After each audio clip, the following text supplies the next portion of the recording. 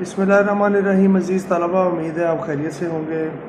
माह रमज़ान मुबारक में आपकी क्लास की तरफ से बाज़ का सवाल पूछा जाता था कि एनुअल का पेपर किस तरह आएगा और हम अपनी किताब जो है तहकीक का फ़न इसका किस तरह से मुताला करें।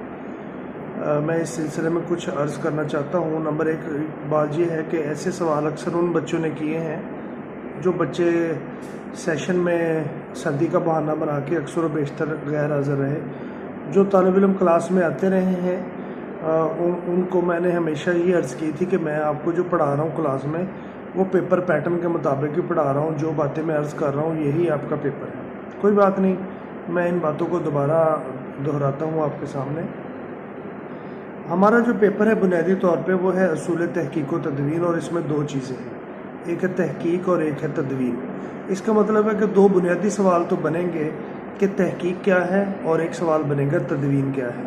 तहकीक क्या है में तहकीक के लुग़वी मानी क्या है, मुख्तलिफ़ असातिज़ा की, माहिरीन की इसके बारे में आरा क्या है, और इसका दायरा क्या है, इसकी इक़साम क्या है, इसका दीगर उलूम से क्या ताल्लुक़ है। यानी अगर आप गौर करें तो हमारी किताब जिससे हम मदद लेते रहे हैं वो तहकीक का फ़न है।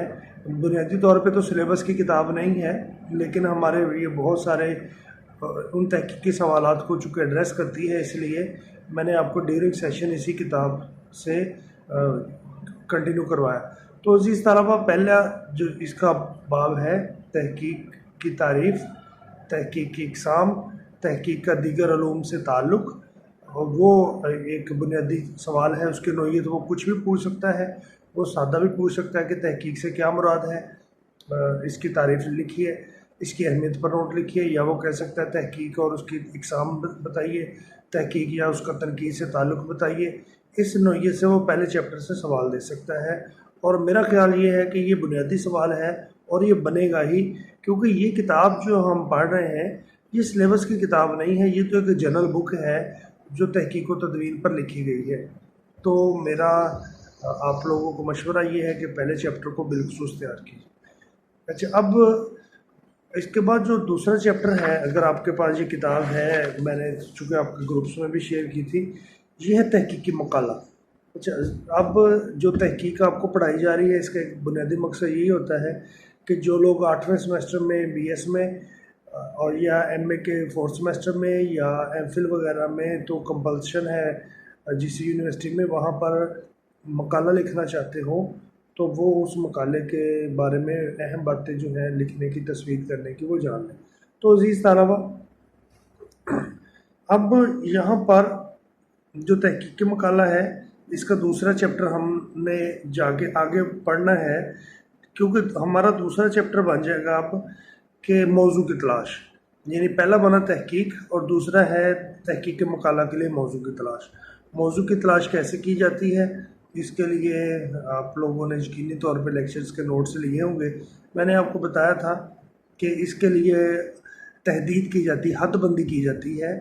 पहले लिसानी हदबंदी की जाती है, आप एक उर्दू का मौजू लेते हैं, फिर जनाब उसकी ज़मानी हदबंदी की जाती है, आप ज़माने का तयन करते हैं, फिर उसकी सिनफ़ी हदबंदी की जाती है, आप नावल का, सफ़रनामे का, अफसाने का, आबिती का या शायरी का कोई एक पहलू लेते हैं। इस तरह आप हदबंदी सिनफ़ी, ज़मानी और लिसानी हदबंदी करने के बाद आप एक मौजू का इंतखाब करते हैं। तो वो एक अदीब पर भी हो सकता है, वो एक तहरीक पर भी हो सकता है, वो एक ज़माने पर भी हो सकता है, वो एक सिन्फ पर भी हो सकता है। अज़ीज़ तलबा, एक सवाल बन गया तहकीक की तारीफ़ का, दूसरा सवाल बन गया मौजू की तलाश का, तीसरा खाका बनाने का अमल। खाका सिनॉप्सिस है आपकी किताब तहकीक का फ़न का, जो चौथा चैप्टर है वो खाका बनाने का अमल है। इसमें बाज़ खाकों के नमूने भी दिए गए हैं। मैंने भी आपसे अर्ज़ की थी कि एक खाका जो होता है उसमें जिन चीज़ों को लाजमी एड्रेस किया जाता है वो ये है कि जो जिस मौजू पर आप करना चाहते हैं उसका तारुफ बताइए, यानी मौजू का तारुफ, फिर उसकी अहमियत बताइए, फिर उस पर साबका काम का जायज़ा बताइए, फिर साबका काम का जायज़ा बताने के बाद मज़ीद काम की जो गुंजाइश है वो उसे जवाज़ तहकीक कहते हैं, जवाज़ तहकीक बताइए। اس کے بعد آپ تبویب پر ابواب بندی پر آئیے، آپ اپنے ابواب بنائیے کہ 3 چیپٹر ہیں، 4 ہیں، 5 ہیں۔ اس کے بعد آپ اس کی تفصیل ابواب بناتے ہیں۔ تفصیل ابواب بنانے کے بعد آپ جن ممکنہ مصادر و ماخذ سے رجوع کریں گے آپ ان کی فہرست دیتے ہیں، یعنی آپ قرآن پاک سے رجوع کریں گے۔ آپ اگر ایک ادیب ہے، اگر احمد ندیم قاسمی ہے تو بنیادی ماخذ پہلے بنائیں گے، اس کی اپنی کتابیں لکھیں گے، پھر ثانوی ماخذ بنائیں گے جو احمد ندیم قاسمی کے بارے میں مختلف طرح کے لوگوں کی لکھی ہوئی کتابیں ہیں، اور اسی طرح جو تواریخ ہیں اردو کی جن میں احمد ندیم قاسمی کو ڈسکس کیا گیا ہوگا آپ ان کو اس کے اندر بیان کریں گے جناب۔ اب یہ آپ وہ بنیادی ماخذ اور ثانوی ماخذ لکھیں گے۔ اسی طرح اگر رسائل اور جرائد ہیں، اسی طرح اگر انسائکلوپیڈیاز ہیں، اسی طرح اگر لغات ہیں، آپ ان کا اندراج کریں گے تو وہ آپ کی کتابیات ہوتی ہے، وہ کتابیات کا اندراج۔ یہ آپ نے ایک خاکے کا ماڈل ہو سکتا ہے اگر آپ نے بنانا ہو تو پیپر کے اندر، چونکہ میں آپ کو وائٹ بورڈ پہ تقریباً 5 سے 6 لیکچر کی سیریز میں یہ بات سمجھا چکا ہوں۔ مجھے امید یہ ہے کہ میری اس دوبارہ کی عرض سے آپ کی وہ بات آپ کے ذہن میں روائو ہو جائے گی، اس سے مراد یہ تھا۔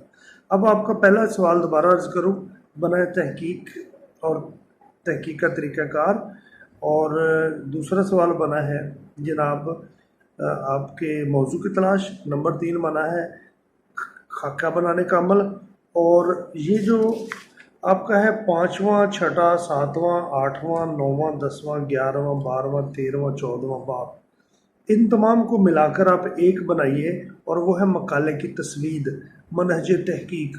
یعنی یہ تمام چیپٹر جو ہیں یہ ڈیٹیل میں، اسی سے بچے کنفیوز ہوتے ہیں کہ یہ اتنا سارا مٹیریل ہم نے کیسے تیار کرنا ہے۔ تو عرض یہ ہے، یہ تو سارے مقالے کے پروسیس بتائے گئے ہیں۔ آپ کے لیے مقالے کا ایک پروسیس ہے، مقالے کی تسوید یا مقالے کی تحریر کس طرح کی جاتی ہے۔ اب آپ کو اس کے سٹیپس پتہ چلے گا۔ اس کے سٹیپس یہ ہیں، سب سے پہلے آپ کچھ جب مطالعہ کرتے ہیں آپ ایک مفروضہ قائم کرتے ہیں۔ آپ غالب کے خطوط پڑھتے پڑھتے خود مفروضہ قائم کرتے ہیں کہ غالب کے شاگرد جو ہیں وہ کس قسم کی باتیں ان سے دریافت کرتے ہیں۔ گرامر کے مباحث ہیں، تذکیر و تانیث کے مباحث ہیں، شعری اوزان کے مباحث ہیں، آپ نے ایک مفروضہ وہیں سے تشکیل دی۔ اچھا، اگر آپ مرزا خان داغ کی شاعری پڑھ رہے ہیں، میر تقی میر کی شاعری پڑھ رہے ہیں، آپ غالب کی، اقبال کی، ناصر کاظمی کی شاعری پڑھتے ہیں، آپ کو اس کے اندر مخصوص اس کے ذہنی رجحان پتہ چلتے ہیں۔ ان کو پڑھنے کے بعد آپ اپنا ایک مفروضہ تشکیل دیتے ہیں کہ یہ بات ان کی شاعری میں پائی جاتی ہے۔ اچھا، وہ ہے مفروضے کی تشکیل یا موضوع کی تلاش۔ اس کے بعد جیسے عرض کیا کہ آپ موضوع کی تشکیل کے بعد آپ جناب اس کی ہر طرح کی حد بندی تحقیق کرنے کے بعد آپ اس کا خاکہ بناتے ہیں۔ خاکہ بنانے کے بعد یہ جو 5واں، 6واں، 7واں، 8واں چیپٹر ہے آپ اس کے نوٹس لیتے ہیں، آپ اس کو تحریر کرنا شروع کرتے ہیں۔ یہ آپ ان شارٹ تمام ملا کے ایک سوال ممکنہ طور پہ ہو سکتا ہے۔ آپ کا جو 15واں چیپٹر ہے وہ ہے تدوین متن۔ چونکہ عزیز طلبہ، جیسے تحقیق ایک بنیادی کویشچن ہے آپ کے اس پیپر کا، اسی طرح تدوین ایک بنیادی کویشچن ہے، اور تدوین جو ہوتی ہے وہ شاعر ادیب خود نہیں کرتا، اس کے مرنے کے بعد لوگ کرتے ہیں۔ بعض اوقات بڑے لوگوں کے مرنے کے بعد ان کے متون کی تدوین کی گئی۔ اس کی قریبی مثال میں نے کلاس میں تو آپ کو مجید امجد کی عرض کی تھی کہ مجید امجد انتقال کر گئے، ان کا ایک شعری مجموعہ شب رفتہ شائع ہوا تھا، اور بہت سارا کلام جو تھا رسائل میں، جرائد میں، ان کی ڈائریوں میں بکھرا ہوا تھا، جسے ڈاکٹر خواجہ محمد زکریا نے تدوین کیا۔ اسی طرح ہمارے میرا جی کو ہم پڑھ رہے ہیں، ڈاکٹر جمیل جالبی نے ان کا کلیات مدون کیا تھا۔ تو عزیز طلبہ، یاغ شگانہ چنگیزی کا کلیات مرتب ہوا ہے، اور بہت سارے جو ہمارے کلاسک متون ہیں ان کی تدوین ہوئی ہے۔ تو تدوین سے کیا مراد ہے؟ کیا یہ جمع آوری ہے، ترتیب ہے؟ اس کے لیے 15واں چیپٹر بڑی تفصیل سے ڈیٹیل۔ اچھا، تدوین میں بہت ساری مشکلات بھی آتی ہیں، وہ اسی میں بیان کی گئی ہیں 15ویں متن میں، کہ اس میں بعض اوقات املاک کے مسائل ہیں، بعض اوقات مواد کے حصول کے مسائل ہیں، ان کو آپ دیکھیں۔ پھر 16واں، 17واں، 18واں، 19واں چیپٹر آپ سے ریلیونٹ نہیں ہے، بلکہ یہاں پر آپ سے ریلیونٹ بات یہ ہے میں آپ کو دوبارہ عرض کروں کہ میں نے آپ سے عرض کیا تھا آپ کے لیے ایک چیپٹر بنتا ہے، ایک سوال بنتا ہے، اور وہ ہے اردو میں تدوین متن کی روایت۔ اردو میں تدوین متن کا سلسلہ جو ہے وہ کم و بیش سر سید احمد خان سے ہی ہم آغاز کر لیتے ہوتے ہیں، کیونکہ سر سید احمد خان کے پیرلل مولانا محمد حسین آزاد بھی تھے، انہوں نے بھی بعض متن جو تھے ان کی تدوین کی۔ بہرحال سر سید احمد خان نے آئین اکبری کی تدوین کی، غالب سے اس کی تقریض بھی لکھوائی، تو اس طرح آئین اکبری کی تدوین جو انہوں نے کی وہاں سے ہم عام طور پہ اس کا آغاز کرتے ہیں۔ پھر ہمارے مولوی عبدالحق نے بہت شاندار اور بہت اعلیٰ متن جو ہیں وہ تدوین ان کی مشفق خواجہ نے کی ہے، علی محمد فرشی نے کی ہے، اور دیگر ہمارے جو اساتذہ ہیں انہوں نے کیے۔ تو اس پر تدوین متن کی روایت کے لیے آپ انٹرنیٹ سے رجوع کیجئے۔ میں نے جب آپ کلاس پڑھ رہے تھے تو میں نے رشید حسن خان بالخصوص تیار کروایا تھا، اگر آپ اپنے واٹس ایپ گروپس کو دیکھیے تو اس میں کچھ ڈیٹا بھی شیئر کیا تھا جو باغ و بہار کی تدوین سے متعلق تھا، جس میں اس کے املا کا بھی کچھ نمونہ جو تھا وہ شیئر کیا تھا کہ باغ و بہار کا جو اصل جو 1804 میں شائع ہونے والا نسخہ تھا اس کا املا کیا تھا، اور وہ املا جسے ہمارے جان گلکرسٹ نے ترتیب دیا تھا۔ اب جان گلکرسٹ سے پہلے کا املا کیسا تھا، جان گلکرسٹ کے بعد ڈنگن فاربس نے اس میں کیا تجربات کرنے کی کوشش کی، اور اس کے بعد مولوی عبدالحق کے بعد ہم تک املا جو آج کے زمانے میں مروج ہے وہ کیسا ہے، یہ ساری باتیں ہم نے مختصر طور پہ تب تو ڈسکس کی تھی۔ لیکن اگر آپ کو رشید حسن خان کے مرتب مدونہ باغ و بہار کا نسخہ ملے اور اس کا دباچہ اگر آپ پڑھیں تو ان باتوں کو اس میں بڑی تفصیل سے ڈیٹیل سے ڈسکس کیا گیا ہے۔ شاید ایوننگ سیشن کی جو جی آر ہیں انہوں نے میری گزارش پر اس کی ایک پی ڈی ایف فائل بنائی تھی اور آپ کے گروپس میں شیئر کی گئی۔ عزیز طلبہ، تو تدوین متن کی روایت کے ساتھ ایک سوال سادہ سا بن سکتا ہے کسی ایک مدون پر، اور وہ ہے رشید حسن خان بطور مدون، مشفق خواجہ بطور مدون، تو مولوی عبدالحق بطور مدون، سر سید احمد خان بطور مدون۔ تو اس پر کچھ معلومات دیکھیے اور اس کے ساتھ اس کی روایت کو ایڈ کر کے آپ اپنا کویشچن جو ہے وہ بنا سکتے ہیں۔ عزیز طلبہ، اسی کتاب سے کچھ آپ کو مزید سپورٹنگ مٹیریل مل جاتا ہوتا ہے، جیسے محقق کے اوصاف ہے، یہ تقریباً پہلے چیپٹر میں ہی ہے، یہ آلموسٹ پہلا چیپٹر سے تحقیق کی مباحث کے علاوہ ایک ڈیفرنٹ بات ہے جس پر وہ سوال پوچھ سکتا ہے۔ اچھا، بعض چیزیں ایسی ہیں جن کو اگر آپ اس کتاب کو دیکھیں، جیسے میں ان شارٹ آپ سے کہتا ہوں، اولین ماخذ یعنی پرائمری سورس اور ثانوی ماخذ یعنی سیکنڈری سورس۔ اولین ماخذ کیا ہوتا ہے اور ثانوی ماخذ کیا ہوتا ہے؟ اچھا، اسی طرح داخلی شہادت کیا ہوتی ہے، خارجی شہادت کیا ہوتی ہے، ان پر آپ نے اس کتاب سے یہ شارٹ کویشچن بھی اس پہ آ سکتے ہیں، ایم سی کیوز بھی آ سکتے ہیں، اور ملا کر بھی ایک سوال پوچھ سکتا ہے کہ داخلی اور خارجی شہادت سے مراد کیا ہے، یا اولین اور ثانوی ماخذ سے کیا مراد ہے۔ داخلی اور خارجی شہادت سے یہ مراد ہے کہ داخلی شہادت وہ ہوتی ہے جو متن کے اندر سے ملے، جس طرح اگر آپ کسی بڑے آدمی کو پڑھتے ہیں تو بعض اوقات اس کی تحریروں کے اندر اس کے بایوگرافی کے، اس کی سوانح کے آپ کو نقوش ملتے ہیں۔ آپ غالب کے مکاتیب کو پڑھیں یا غالب کی شاعری کو پڑھیں تو کیا پتہ وہ اپنے خاندان کے بارے میں کچھ بتاتے ہوں، اور اپنے بچوں کے بارے میں، عزیز و اقارب کے بارے میں، بھائی کے بارے میں، اپنی پینشن کے مسئلے کے بارے میں کبھی کبھی لکھتے ہوں۔ تو عزیز طلبہ، اس طرح میں عرض کرتا ہوں یہ ہوتے ہیں داخلی شہادتیں۔ بعض کو ہوتی ہے خارجی شہادتیں۔ خارجی شہادتوں کی ضرورت کب پڑتی ہے؟ بعض لوگ اپنے بارے میں جو باتیں فرماتے ہیں وہ درست نہیں ہوتی۔ میرے کہنے کا مطلب یہ ہے کہ ایک شخص جو ہے وہ مختلف قبیلے سے، رنگ نسل سے تعلق رکھتا ہو، لیکن وہ کسی اور چیز کے بارے میں بتائے۔ میری عرض کرنے کا مطلب یہ ہے کہ ایک شخص راجپوت ہے لیکن وہ یہ سمجھتا ہے کہ چلیے مجھے لوگ راجپوت سمجھیں گے تو یہ سمجھیں گے کہ یہ پتہ نہیں زیادہ غسیلا ہے، لڑاکا ہے، تو وہ جب لوگوں میں آتا ہے وہ کہتا ہے جی نہیں، ہم تو رائی ہیں، یہ ہم شیخ ہیں۔ اب اس نے کیا کیا، اس نے اپنے خاندان کے بارے میں ایک حقیقت جو تھی اس کو چھپایا۔ اب خارجی شہادتیں کیا ہوتی ہیں؟ ہم اس کے علاقے کے لوگوں سے بعض اوقات انٹرویوز کے ذریعے किताबों के ज़रिए मालूमात इकट्ठी करते हैं, ये हमारी खारजी शहादत है। बाज़ औक़ात ऐसा होता है जैसे अल्लामा इकबाल की वफ़ात हो गई और उनके सन विलादत का सही तयन नहीं हो रहा था, तो खारजी शहादतों से पता चला कि उनकी दुरुस्त सन विलादत जो है वो 9 नवंबर 1877 है, और दाखिली खारजी शहादतों में जो सोसाइटी के अंदर मौजूद रिकॉर्ड्स हैं वो शामिल होते हैं।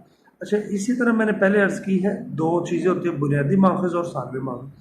बुनियादी माखज़ मुसन्निफ़ की अपनी तहरीरें होती हैं, जैसे मैंने आपको आगाज़ में अर्ज़ की थी कि अगर अहमद नदीम कासमी पर आप काम कर रहे हैं तो अहमद नदीम कासमी की अपनी तहरीरें बुनियादी माखज़ हैं, और अहमद नदीम कासमी पर लोगों की तहरीरें, अहमद नदीम कासमी के ऐसे अफसाने, अहमद नदीम कासमी की ऐसी तहरीरें जो आपको दीगर लोगों के मजमू में मिलें, वो सानवी माखज़ है।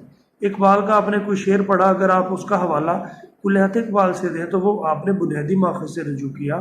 अगर आपने उसका हवाला जो है वो कुलियात इकबाल से देने के बजाय तारीख़ अदब उर्दू से दिया तो सानवी माखज़ है।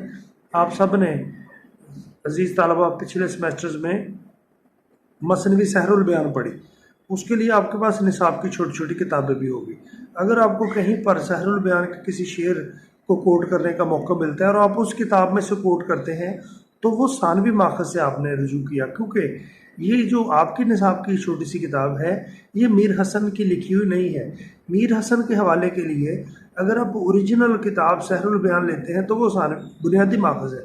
अगर आप किसी और तारीख़ की किताब से, निसाब की किताब से हवाला लेते हैं वो तो मैं ये इसलिए अर्ज़ कर रहा हूँ कि मुमकिन तौर पर ऐसा हो सकता है कि वो बुनियादी माखज़ या सानवी माखज़ या दाखिली शहादत या खारजी शहादत पर सवाल दे, और मुमकिन है वो ना दे तो फिर आप दीगर सवालों से अपना दाल दलिया कर लेंगे। मैंने आपसे अर्ज़ की थी कि इसके MCQs के लिए बहुत जो मुफीद चीज़ होती है वो तहकीक फ़न किताब के आखिर में मौजूद इस्तिलाहात की फ़रहंग है।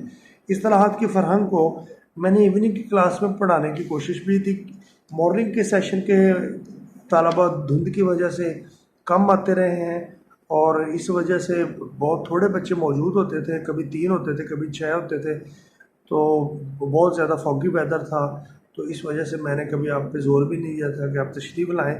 लेकिन इसमें तहकीकी इस्तिलाहों की फ़रहंग में जो किताब के आखिर में दी गई है इसी उन्वान से तहकीकी इस्तिलाहों की फ़रहंग, उसमें जो अलिफ़ उर्दू इस्तिलाहें हैं आप उनको अज़ीज़ तलबा MCQs के नुक्ता नज़र से ज़रूर तैयार कीजिएगा। मसलन इत्तफ़ाक़िये, इख्तिलाफ़ नुस्ख़, असासी नुस्ख़ा, इस्तदराक, इस्मा और रिजाल, इशारिया, उफ़क़ी तनशीर, इल्हाक़, अमेख्ता नुस्ख़ा, तो औक़ाफ़, ब्याज़, तबय्युज़, ततम्मा, तहरीफ़, तहशिया, तख़रीज, तदवीन, तर्जुमा, तरकीमा, तरक, तस्वीद, तसीह मतन, तसहीफ़, तमसीख, तनशीर, तौक़ीद, हाशिया या हवाशी, तो ये इनके क्या मानी होते हैं ये आपसे MCQs में पूछा जा सकता है। तो मुझे आपसे यही अर्ज़ करनी है कि आप पहले चैप्टर को अलग से पढ़िए और उसके साथ 15वें चैप्टर को अलग से पढ़िए। पहला चैप्टर मुमकिन है आपके 2 सवाल जो हैं उनसे एड्रेस कर जाए, अगर एग्जामिनर मुहक्किक के औसाफ भी दे जाए और तहकीकी तारीफ़ भी पूछ जाए तो पहले चैप्टर से आपके 2 सवाल होते हैं। अलबत्ता जो आपका तीसरा चैप्टर है मौजू की तलाश, वो अलग सवाल हो सकता है। चौथा चैप्टर खाके की तस्वीर अलग हो सकता है। इसके बाद 5वें से लेकर 14वें तक मिलकर एक ही बनता है, और जो जिसमें आप दूसरे तीसरे को भी शामिल करते हैं, और वो है मकाले के मराहिल या मनहज तहकीक। तो उसमें आप यही सारा प्रोसेस जो है वो इन शॉर्ट रखेंगे। अब 15वां चैप्टर से आपको एड्रेस करेगा, और ऑलमोस्ट यही आपने या एंड पर आपकी जो इस्तिलाहात की फ़रहंग है आप उसे पढ़ेंगे। जो इसके अंदर चीज़ मौजूद नहीं है वो है तदवीन मतन की रवायत।